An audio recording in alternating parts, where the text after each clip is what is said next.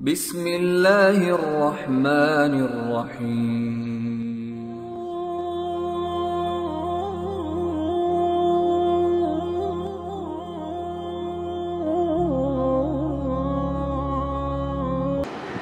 لما نزل رسول اللہ صلی اللہ علیہ وسلم يقول اللهم انی اعوذ بک من الهم والحزن والعجز والکسل والبخل والجبن وضلع الدین وغلبۃ الرجال، رواہ البخاری۔ محترم حضرات، انسانی زندگی میں دعا کی بڑی اہمیت ہے۔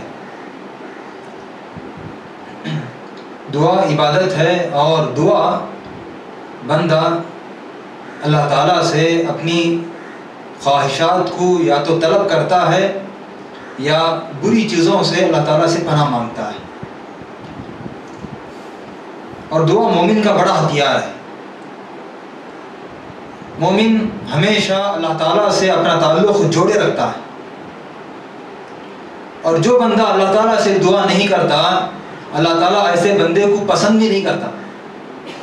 اللہ تعالیٰ کو کیا پڑی ہے جب ہم اللہ تعالیٰ سے نہیں مانگتے ہیں، ہم اللہ تعالیٰ کے سامنے اپنے ہاتھ نہیں پھیلاتے ہیں، پھر اللہ تعالیٰ کیوں ہم کو نوازے گا؟ تو اسی لیے اللہ تعالیٰ کو محبوب بندہ وہ ہے جو اللہ تعالیٰ سے مانگتا ہے۔ اسی لیے قرآن میں بھی اللہ تعالیٰ نے مختلف دعاؤں کا تذکرہ کیا ہے، بڑی پیاری دعائیں اور بڑی اچھی دعائیں، اور اللہ کے رسول صلی اللہ علیہ وسلم بھی احادیث میں ہم کو مختلف دعائیں سکھائی ہیں۔ اللہ کے رسول صلی اللہ علیہ وسلم خود ان دعاؤں کا اہتمام کیا کرتے تھے تاکہ میری امت کے لوگ بھی ان دعاؤں کا اہتمام کریں۔ انہی دعاؤں میں سے آج میں نے آپ لوگوں کے سامنے بہت ہی جامع دعا کا انتخاب کیا ہے۔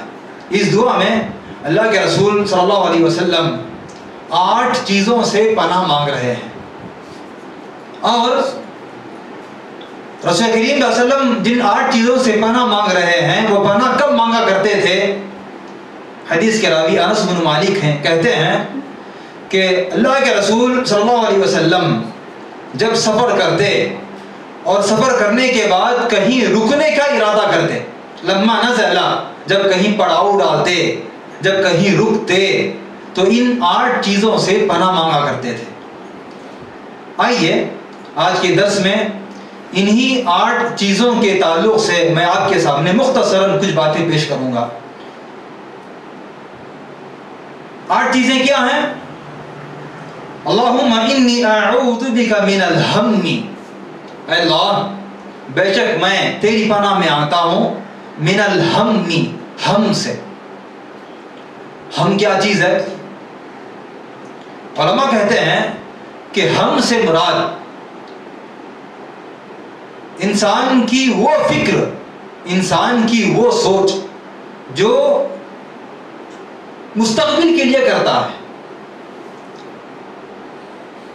میں ایسا کروں گا، میں ایسا کروں گا۔ آدمی مستقبل کو لے کر جو پریشانی اور جو آزمائشیں انسان پر گزرتی ہیں اس کو ہم کہا جاتا ہے۔ اللہم انی اعوذ بک من الہم، اے اللہ بے شک میں تیری پناہ میں آتا ہوں ایسی فکر سے جو مستقبل کو لے کر میں پریشان ہوں۔ بہت ساری ایسی چیزیں ہیں جو آدمی مستقبل کے لیے بہت کچھ سوچتا ہے۔ سوچتا ہے آدمی کہ میرا گھر ہونا چاہیے، آدمی سوچتا ہے کہ میرے بچے اچھے اسکول میں، اچھے کالج میں پڑھنے چاہیے، آدمی سوچتا ہے کہ میرے بچے یا میں خود اچھی جاب میں مجھے نوکری ملنی چاہیے، اچھا جاب مجھے ملنا چاہیے۔ تو اس طرح آدمی خود کو لے کر یا اپنے اہل و عیال کو لے کر یا اپنے معاشرے کو لے کر آدمی بہت ساری فکر اپنے دل میں بٹھائے رکھتا ہے۔ تو رسول کریم صلی اللہ علیہ وسلم یہاں ایسی فکر سے پناہ مانگ رہے ہیں جس فکر کو لے کر آدمی پریشان رہتا ہے، جس فکر کو لے کر آدمی آزمائش میں مبتلا رہتا ہے، ہمیشہ سوچ میں رہتا ہے اور اسی کے پیچھے آدمی دوڑ لگاتا ہے، ایسی فکر سے رسول کریم صلی اللہ علیہ وسلم پناہ مانگ رہے ہیں۔ اور یاد رکھیں، یہ بات ہمیشہ یاد رکھنا چاہیے، مسلمان اللہ تعالیٰ پر توکل کرتا ہے، اور مسلمان یہ سوچتا ہے، مومن یہ سوچتا ہے کہ اس کو وہی ملنے والا ہے جو اس کی تقدیر میں لکھا ہوا ہے، اس کو وہی ملے گا جو اس کی تقدیر میں ہے۔ اللہ تعالیٰ نے انسانوں کے پیدا ہونے سے پہلے بھی انسانوں کی تقدیر لکھ دی، اور جب انسان ماں کے پیٹ میں ہوتا ہے تب بھی انسان کی تقدیر اللہ تعالیٰ نے لکھ دی ہے، کیا کھائے گا، کیا کمائے گا، اور کتنا جیے گا، کب مرے گا، ساری چیزیں اللہ تعالیٰ نے لکھ دی ہیں۔ تو اسی لیے مستقبل کو لے کر آدمی کو فکر مند نہیں ہونا چاہیے۔ کیوں؟ اس لیے کہ انسان کو وہی ملنے والا ہے جو اس کی تقدیر میں لکھا ہوا ہے۔ اسی لیے اللہ کے رسول صلی اللہ علیہ وسلم نے معاذ بن جبل کو جو مختلف نصیحت ہیں، کہ ان میں سے ایک نصیحت کیا تھی؟ ایک نصیحت یہ تھی کہ اے معاذ، یاد رکھ لو، ساری دنیا والے مل کر تمہارا نقصان کرنا چاہیں لیکن تمہاری تقدیر میں وہ نقصان لکھا ہوا نہیں ہے، تو ساری دنیا والے مل کر بھی تم کو وہ نقصان نہیں پہنچا سکتے۔ اور اس کے برخلاف اگر ساری دنیا والے مل کر نفع پہنچانا چاہیں لیکن تمہاری تقدیر میں وہ نفع لکھا ہوا نہیں ہے، تو ساری دنیا والے مل کر بھی تم کو وہ نفع نہیں دے سکتے۔ تو مومن کو اللہ پر بھروسہ کرنا چاہیے، اللہ پر توکل کرنا چاہیے۔ اسی لیے رسول کریم صلی اللہ علیہ وسلم نے ایک حدیث میں واضح ارشاد فرمایا، دیکھیں حدیث کے الفاظ کیا ہیں، کہا من جعل الہموم ہما واحدا ہم آخرتہ کفاہ اللہ ہم دنیاہ، کہ جس کی فکر آخرت ہوتی ہے، آدمی آخرت کی فکر لے کر جیتا ہے، میں کل کیا نیکی کروں گا، میں کل کیا اچھا عمل کروں گا، آخرت کو بنانے کی سوچتا ہے، دنیا کی فکر نہیں کرتا ہے، بس اس کی فکر کیا ہوتی ہے؟ آخرت کی فکر ہوتی ہے۔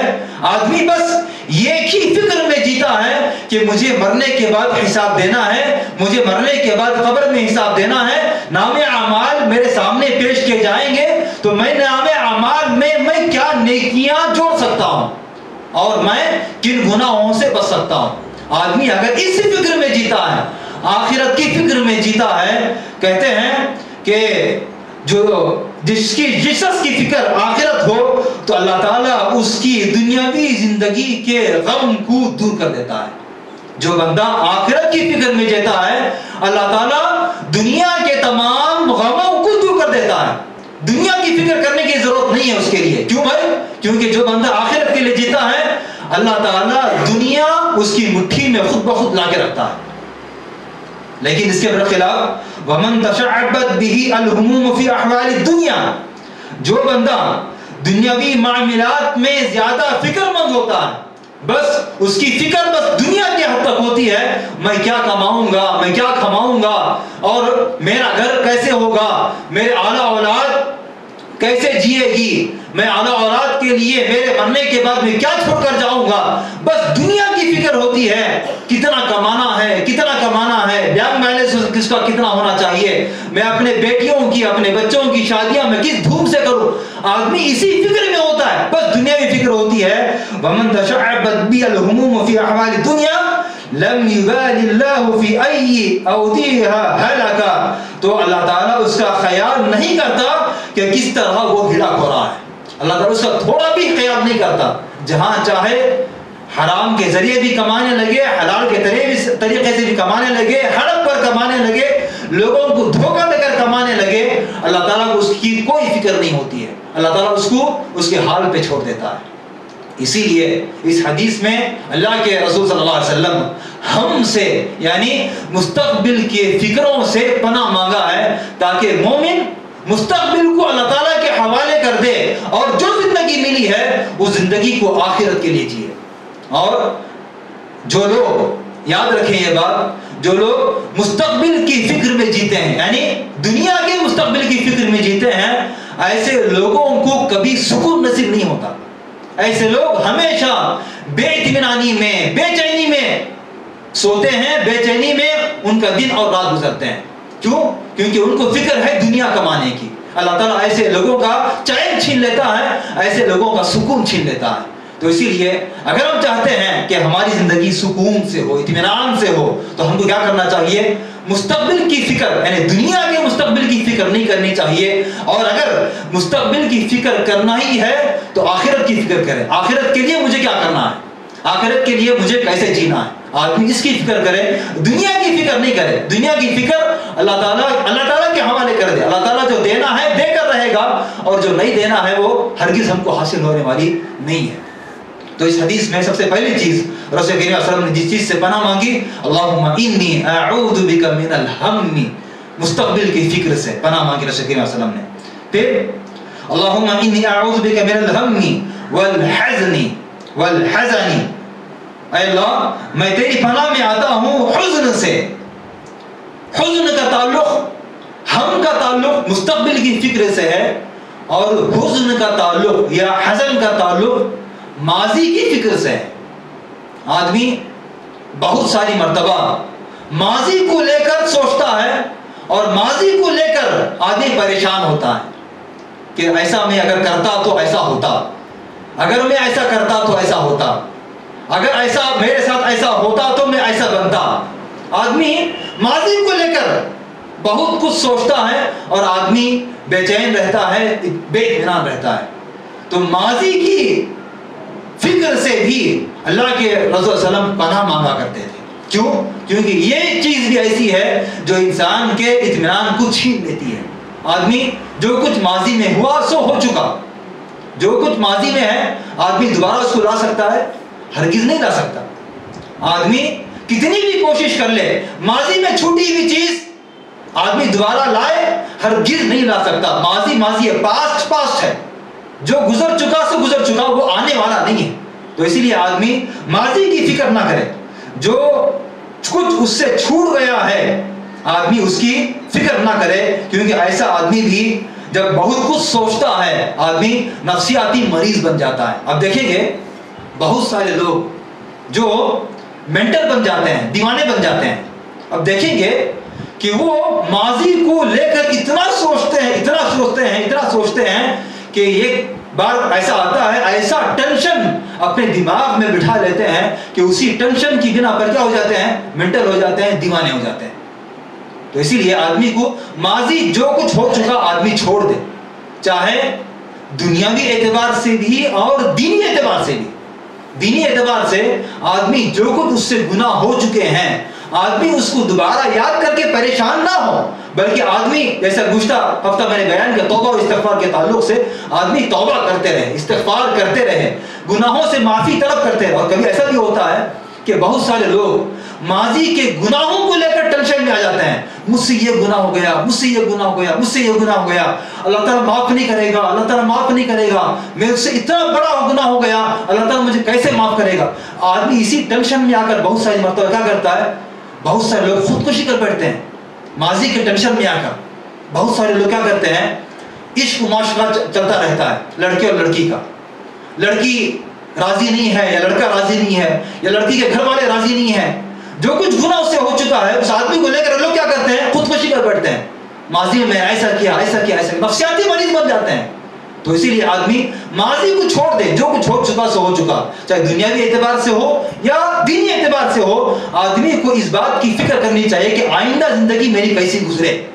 اسی لیے اغتنم خمسا قبل خمس, 5 چیزوں کو 5 چیزوں سے پہلے غنیمت سمجھو. ان میں ایک چیز کیا ہے کہ جو کچھ جو گزر چکا ہے آدمی اس کی فکر نہ کرے, آئندہ کی فکر کرے دینی اعتبار سے مجھے کیا کرنا چاہیے. اسی لیے رسول کریم صلی اللہ علیہ وسلم ماضی کی فکر سے پناہ مانگا کرتے تھے. اللہم انی اعوذ بک من الہم والحزن, اے اللہ میں تجھ سے پناہ مانگتا ہوں حزن سے, یعنی ماضی میں جو کچھ ہو چکا اس کو بار بار سوچنے سے میں تجھ سے پناہ مانگا کرتا ہوں. پھر اسی طرح تیسری چیز, اللہم انی اعوذ بک من الہم والحزن والعجز, اے اللہ میں تجھ سے پناہ مانگتا ہوں عجز سے. عجز کیا چیز ہے, اس کے بعد کی جو الفاظ ہے والعجز والکسل, علماء کہتے ہیں کہ عجز اور کسل میں یہ دونوں میں ایک باریک سا فرق ہے. وہ فرق کیا ہے؟ العجز کسے کہتے ہیں کہ آدمی کوئی کام کرنا چاہتا ہے لیکن کام کرنے کی قدرت نہیں ہے، کام کرنے کی طاقت نہیں ہے اس کے پاس، ایسی چیز سے میں پناہ مانگتا ہوں۔ آدمی کرنا چاہتا ہے لیکن عدم القدرہ، العجز عدم القدرہ، اس کے پاس قدرت نہیں ہے، اس کے پاس طاقت نہیں ہے۔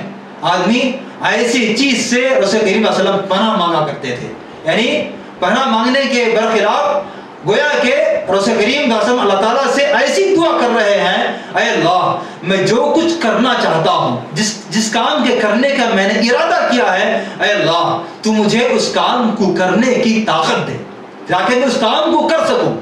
جیسے دعوتی کام ہے، فرض کر لیں بہت سارے لوگ دعوتی کام کرنے سے آگے نہیں بڑھ پاتے ہیں، کیوں بھائی؟ کہتے ہیں کہ نہیں طاقت نہیں ہے میرے اندر، میں نہیں کر سکتا یہ کام، مجھ سے کام نہیں ہوگا۔ حالانکہ وہ آدمی کر سکتا ہے لیکن ڈر کر یا خوف کے مارے، لوگوں کے ڈر سے یا اسٹیج کا خوف ہوتا ہے، آدمی کیا کرتا ہے وہ کام نہیں کر پاتا۔ تو ایسے کام سے یا ایسی چیز سے رسول کریم صلی اللہ علیہ وسلم پناہ مانگا کرتے تھے۔ والعجزی مطلب یہ ہوا کہ اے اللہ میں تجھ سے عجز سے پناہ مانگتا ہوں، اس کے برخلاف اے اللہ میں تجھ سے دعا کرتا ہوں، اے اللہ میں جو بھی نیک ارادے کیا ہوں، اے اللہ تو اس نیک ارادوں میں میری مدد فرما، نیک ارادوں میں مجھے طاقت عطا فرما تاکہ میں وہ کام کر پاؤں۔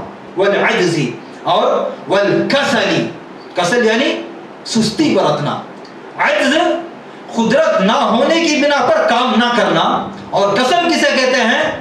آدمی کام کر سکتا ہے، آدمی کام کر سکتا ہے لیکن اس کے باوجود سستی کی بنا پر، کاہلی کی بنا پر وہ کام نہیں کرتا ہے۔ جیسے اذان ہو رہی ہے، آدمی اذان سننے کے بعد مسجد کو آ سکتا ہے، طاقت ہے، قوت ہے، پیر ہے، گاڑی ہے، سب کچھ ہے، لیکن آدمی کیا کرتا ہے؟ سستی کی وجہ سے، کاہلی کی وجہ سے آدمی کیا کرتا ہے؟ نماز کو نہیں آتا، سستی کرتا ہے۔ آدمی قرآن پڑھ سکتا ہے، آنکھیں ہیں، پڑھنا جانتا ہے، لیکن سستی، بعد میں پڑھیں گے، کل پڑھیں گے، کل پڑھیں گے، کل پڑھیں گے، اسی کل میں آدمی اپنی ساری زندگی گنوا دیتا ہے، کل کل کل کل کل کل۔ تو یہ الکسل، اس کو بولتے ہیں الکسل۔ اے اللہ میں تجھ سے سستی اور کاہلی سے میں پناہ مانگا کرتا ہوں۔ اسی لیے رسول کریم صلی اللہ علیہ وسلم مختلف احادیث میں کسل سے پناہ مانگی ہے، اور یہ سستی اور کاہلی اللہ تعالیٰ نے منافقین کی صفت بیان کیا ہے، سستی۔ جیسے کہ اللہ تعالیٰ نے قرآن مجید میں کہا ان المنافقین یخادعون اللہ وهو خادعهم، منافقین اللہ تعالیٰ کو دھوکہ دیتے ہیں، حالانکہ اللہ تعالیٰ کو دھوکہ نہیں دے رہے ہیں بلکہ وہ اپنے آپ کو دھوکہ دے رہے ہیں، اور اللہ تعالیٰ بھی ان کو دھوکہ دے رہا ہے۔ وَإِذَا قَامُوا إِلَى الصَّلَاةِ قَامُوا كُسَالَىٰ يُرَاءُونَ النَّاسَ وَلَا يَذْكُرُونَ اللَّهَ إِلَّا قَلِيلًا، اور جب وہ نماز کی طرف آتے ہیں قَامُوا كُسَالَىٰ، سستی برتتے ہوئے نماز پڑھتے ہیں، وقت ملا تو نماز پڑھ لیے، اور کوئی دیکھ رہا ہے تو نماز پڑھ لیے، اور مسلمانوں میں اپنے آپ کو شمار کرنا ہے اس لیے مسجد کو آ گئے تاکہ لوگ سمجھیں کہ میں بھی مسلمان۔ سستی برتتے ہیں، کاہلی برتتے ہیں۔ اسی لیے اللہ تعالیٰ نے سورۃ الماعون میں نماز پڑھنے والوں کے لیے بربادی کہا ہے، نماز پڑھنے والوں کے لیے ویل ہے، فویل للمصلین، نماز پڑھنے والوں کے لیے، نماز نہیں پڑھنے والوں کے لیے نہیں، نماز نہیں پڑھنے والوں کا درجہ تو اور بدتر ہے، جو لوگ نماز پڑھتے ہیں ایسے لوگوں کے لیے بربادی ہے۔ کیوں بھائی؟ کیسے نماز پڑھنے والے؟ فویل للمصلین الذین هم عن صلاتهم ساہون الذین هم یراؤون ویمنعون الماعون، جو لوگ نماز پڑھتے ہیں دکھلانے کے لیے، سستی پر رہتے ہیں، جب دکھلانا مقصود ہوتا ہے تو آتے ہیں نماز پڑھ لیتے ہیں۔ تو یہ سستی اور کاہلی سے بھی رسول کریم صلی اللہ علیہ وسلم نے پناہ مانگی ہے۔ کیوں؟ اس لیے کہ جب آدمی سستی برتتا ہے، کاہلی برتتا ہے، تو آدمی بہت ساری عبادتوں سے محروم ہو جاتا ہے، بہت ساری عبادتوں سے محروم ہو جاتا ہے۔ جیسے میں نے مثال بیان کی، نماز کا وقت آ گیا، آدمی کو طاقت ہے، نماز پڑھ سکتا ہے، نماز کو نہیں آتا، عبادت سے محروم ہو گیا۔ آدمی قرآن پڑھنا چاہتا ہے لیکن سستی کی بنا پر قرآن نہیں پڑھ رہا ہے۔ آدمی صبح و شام کے اذکار پڑھ سکتا ہے، یاد ہے اذکار، لیکن آدمی سستی برتتا ہے، اذکار کا اہتمام نہیں کرتا، قرآن پڑھنا نہیں آتا، امام ہے اور قرآن سکھانے والا ہے لیکن آدمی نہیں جانا چاہتا، سستی برتتا ہے. کون سیکھے گا؟ ابھی عمر ہو چکی ہے، کون سیکھے گا؟ سستی. تو سستی سے بھی اللہ کے رسول پناہ مانگا کرتے تھے. کیوں؟ اس لیے کہ سستی ایسی چیز ہے جو انسان کو اللہ تعالیٰ کی عبادت سے محروم رکھتی ہے، اللہ تعالیٰ کی عبادت سے آدمی کو غافل بنا دیتی ہے. سستی کی بنا پر آدمی سستی کرنے کی وجہ سے اللہ تعالیٰ کی عبادت نہیں کر پاتا. تو اسی لیے سستی سے اللہ کے رسول پناہ مانگا کرتے تھے. ہم کو بھی چاہیے کہ ہم اس سستی سے اور اس کاہلی سے ہم پناہ مانگیں. اور پانچویں اور چھٹی چیز، اللہم انی اعوذ بک من الہم والحزن والعجز والکسل. 4 چیزیں ہو گئی. پانچویں اور چھٹی چیز والبخل والجبن. بخل کسے کہتے ہیں؟ بخیلی، کنجوس پن. آدمی اللہ تعالیٰ کی راہ میں خرچ کرنے کے لیے مال ہے لیکن خرچ کرنے کے لیے دل نہیں مانتا. انفاق کر سکتا ہے، مال ہے اس کے پاس لیکن خرچ نہیں کرتا، بخیلی کرتا ہے، کنجوس پن کرتا ہے، بخیلی کرتا ہے. سب کچھ ہے لیکن خرچ نہیں کرتا، بخیلی کرتا. بخیلی سے پناہ مانگا کرتے تھے. کیوں؟ اس لیے کہ یاد رکھیں یہ بخیلی بہت بری چیز ہے. کیونکہ بخیلی کی وجہ سے بھی ایک انسان اللہ تعالیٰ کی عبادت سے مراد اللہ تعالیٰ کی راہ میں اپنا مال خرچ کرنے سے محروم ہو جاتا ہے، اور اللہ تعالیٰ کی عبادت سے بھی محروم ہے، ثواب سے بھی محروم ہے. اور جو بندہ بخیلی کرتا ہے وہ بندہ اپنے آپ پر جو نعمتیں اللہ تعالیٰ کی جانب سے ہو سکتی ہیں ان سے بھی محروم ہو جاتا ہے بخیلی کرنے کی بنا پر. آدمی بخیلی کرتے ہوئے کیا کرتا ہے؟ اچھا کھاتا نہیں، اچھا پہنتا نہیں، اچھی سواری نہیں لیتا، اچھا گھر نہیں بناتا. کیوں بھائی؟ پیسے ختم ہو جائیں گے. اچھا کھاؤں گا تو پیسے نہیں رہیں گے، اچھا پہنوں گا تو پیسے نہیں رہیں گے. پیسے ہیں اس کے پاس لیکن کنجوسی برتتا ہے. نہ خود پر خرچ کرتا ہے، نہ اپنے اہل وعیال پر خرچ کرتا ہے، نہ اپنے معاشرے پر خرچ کرتا ہے. کنجوسی. تو اس کنجوسی سے بھی اللہ کے رسول پناہ مانگا کرتے تھے. اسی لیے اللہ تعالیٰ نے قرآن مجید میں بہت سخت وعید سنائی ہے ایسے لوگوں کی جو کنجوسی برتتے ہیں.